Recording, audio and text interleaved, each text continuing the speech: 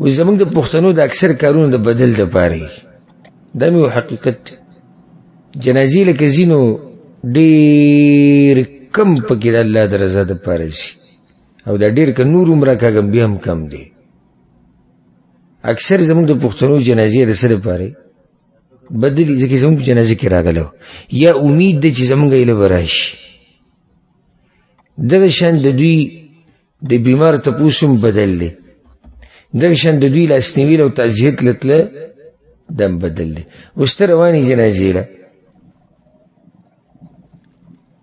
او ګڼه کې هلته ولاړ وي او دغه ونه لیدې چا کور کې چې مړی شوی دی څه فرق کوي ولې فرق نه کوي اچھا دپاره چې کوه خو ولیدې زمونږ هغه بیا په تعزیت کې ولاسنیوی کې ورته ووایي ډېره ګڼه وه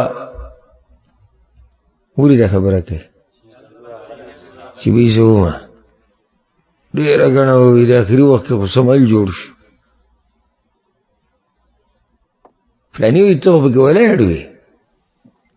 او په دا قصه به راولي چې اوس دی دغه واوري دا مالک چې وایي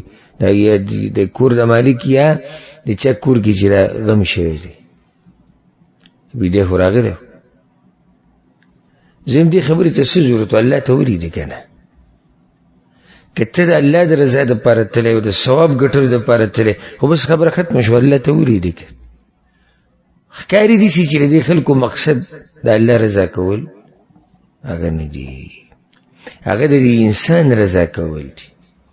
هر کار چې ته کې هر کار زما د زړه نه دا نصیحت دی د ابوبکر صدیق رضی الله عنه دا یو خبره یاده که ډېره قیمتي خبره کړې ده وی اسمعت من ناجیت یا رسول الله ای د الله پیغمبر هغه چا ته چې مې اوروله هغه چا دپاره چې مې لمونځ کوو هغه اورېدلی دی چې څه کار وکړې څه کار پټې کوو د نیکۍ چې کوم کار کې او دا ورسره وایي هغه چا دپاره چې کوم هغه دی